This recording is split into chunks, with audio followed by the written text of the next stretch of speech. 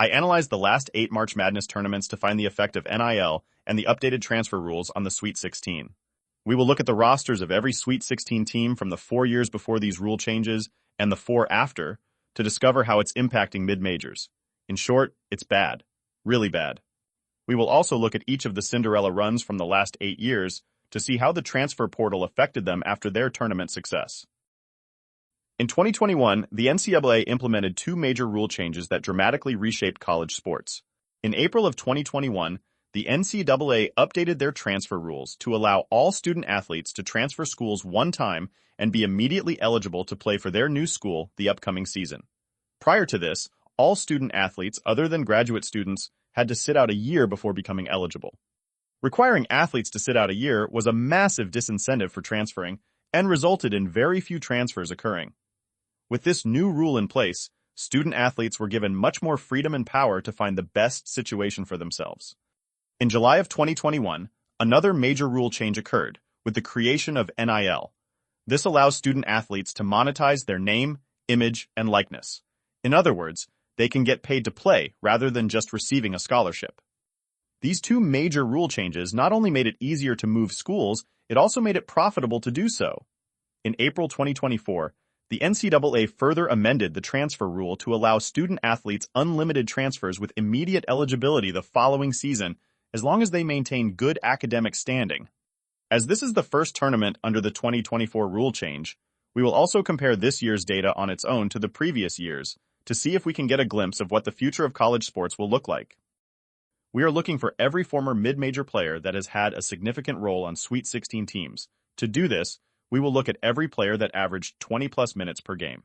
I chose to look at players who play 20 minutes per game rather than just starters, because many teams have more than 5 players who play over half the game. Those players are still extremely important and are what I would classify as impact players. For our player pool, we will consider all players with ties to mid-major programs. In other words, even if a player's most recent transfer was from another power conference team, we will still consider them in our data if they had at one point played for a mid-major. But even this cutoff leaves off some very good players. One example of this is Michigan State's Frankie Fiddler, who averages 16 minutes per game. He was a first-team all-conference player last year for Omaha in the Summit League. In the round of 32, Fiddler was crucial to the Spartans' success, scoring 10 points in 18 minutes. With 0 mid-major teams in the Sweet 16 this year, it's easy to assume that the power conferences are stealing from the mid-majors, but let's break down the data to be sure. First, we'll start off with some context. We are looking at the 4 tournaments before and the 4 tournaments after the addition of NIL and the immediate transfer rule. In the 2017 Sweet 16, there were 6 mid-major transfers who averaged 20-plus minutes per game. In 2018 and 2019, there were just 4. The 2020 tournament was canceled. In 2021, there was a large increase up to 17 players. Following the 2021 tournament, NIL and one-time immediate transfers were allowed. In 2022, there were 15 mid-major transfers who averaged 20-plus minutes per game. In 2023, there were 17, and in 2024, there were 23. Following the 2024 tournament, the NCAA amended the transfer rules to allow unlimited transfers with immediate eligibility, provided the student-athlete has the necessary grades. Perhaps directly due to this rule change, the number has skyrocketed this year. There are 33 mid-major transfer players averaging 20-plus minutes per game. Out of all of the final 16 teams, there are 90 players total at this threshold. This means that over 1/3 of players playing 20-plus minutes per game are former mid-major players. Looking at this data over the last 8 tournaments, it is abundantly clear that these rule changes have made a huge difference in how March Madness plays out. For example, Texas Tech leads this year's Sweet 16 teams with 5 impact mid-major transfers. Using the exact same criteria, there were only 4 players total in both 2017 and 2018. Of the other remaining Sweet 16 teams this year, only 4 have 0 former mid-major players averaging 20-plus minutes a game.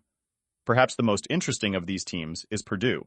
Not only do they have 0 impact players from mid-major transfers, they have 0 total transfers on their team. An additional 3 teams only have 1 player who fits this criteria, while one other team has 2 players. Every other team has 3 or more players from mid-major teams. Now imagine this effect spread out among all power teams, not just the Sweet 16. Let's backtrack briefly to talk about the 2021 numbers. Specifically, why was there a big jump 1 year before the rule changes? It comes down to two things: an extra year of eligibility and loosened restrictions for certain transfer students. With the cancellation of the 2020 tournament, the NCAA granted every player an additional year of eligibility. In effect, this meant that the 2021 year had 2 seasons worth of transfers. Additionally, the NCAA granted some players immediate eligibility to transfer closer to home during a crazy time in the world. Another thing to consider is how impactful the mid-major transfers actually are. It's one thing to add a role player from a mid-major, but when you take their star player, you're setting that program back years or more. To get a better understanding of the transfer of talent, let's look at all the awards these players received at their prior schools. Keep in mind, these are just the mid-major transfer players on this year's Sweet 16 teams, not all teams. In total, the 33 players in this year's group made their first-team all-conference team 19 times and the second team 8 times. They also earned a total of 5 Conference Sixth Man of the Year awards, 5 Conference Defensive Player of the Year awards, and Conference Player of the Year 4 times. The loss of this kind of talent is devastating. Not only are these great players leaving, some of the best were underclassmen. The most obvious examples of underclassmen transfer talent can be found simply by looking at this year's All-American team. Of this year's first-team All-Americans, 3 of the 5 were underclassmen mid-major transfers who now play for SEC powerhouse teams. Broome transferred to Auburn from Morehead State after the 2022 season, in which he made first-team All-Conference for the second time and also won Conference Defensive Player of the Year. Clayton Jr. transferred to Florida from Iona after the 2023 season. He had just made first-team All-Conference and won Conference Player of the Year. Sears transferred to Alabama from Ohio following his first-team All-Conference selection in 2022. These 3 SEC teams were some of the biggest beneficiaries of the new rules, with each getting an All-American talent and at least 3 mid-major impact transfers total. To finish up this discussion, let's look at how these new rules have changed the outlook of what many people find the most exciting part of the big dance, the Cinderella teams. For our purposes, let's consider a Cinderella team as a poorly seeded mid-major team advancing beyond the Sweet 16. In the last 8 years, there have been 3 March Madness tournament runs that fit this criteria. In 2018, 11-seed Loyola Chicago made the Final Four. In 2022, 15-seed St. Peter's made the Elite 8. And in 2023, 9-seed Florida Atlantic made the Final Four. We have 1 Cinderella team before the rule changes and 2 after. Let's look at how their rosters changed following their tournament runs. During the 2017 to 2018 season, Loyola Chicago had 6 players average 20-plus minutes per game. Of those 6, 2 graduated. The other 4 players all came back to Loyola and never transferred. Additionally, head coach Porter Moser stayed. The following year was a disappointment. Even though they did manage to make the tournament as a 15 seed, they were eliminated in the first round. During the 2021 to 2022 season, St. Peter's also had 6 players average 20-plus minutes per game. After the tournament, all 6 transferred, and head coach Shaheen Holloway left for Seton Hall, a Big East team. You might wonder, like I did, if all 6 players followed their coach, but only 1 did. The other 5 players all transferred to other mid-major programs. And most recently, Florida Atlantic had 7 players average 20-plus minutes per game during their 2022 to 2023 season. In a complete reversal from St. Peter's, FAU lost just 1 player, and that was to graduation, not the transfer portal. Head coach Dusty May also returned for another shot at a tournament run. Despite returning 6 players and earning an 8 seed in the 2024 tournament, FAU was eliminated in round 1. Following their early tournament loss, Coach May left for Michigan, and 4 of the original 6 impact players transferred. 3 of the transfers split up, going to Florida, Arkansas, and San Diego State. The 4th transfer did end up following Coach May to Michigan. In fact, 3 of the 4 Florida Atlantic players that transferred last year are in this year's Sweet 16. We've had 3 separate outcomes for our Cinderella teams. Pre-NIL and immediate transfer rule, Loyola Chicago had every eligible impact player return for another season, and all of them finished their college careers there. They even managed to return to the Sweet 16 in 2021 with 2 of their impact players from the 2018 Final Four team. Post-NIL and transfer rule changes, we saw a completely different story. All 6 St. Peter's impact players transferred away immediately, despite making the Elite 8. On the other hand, Florida Atlantic managed to keep their team together for another run.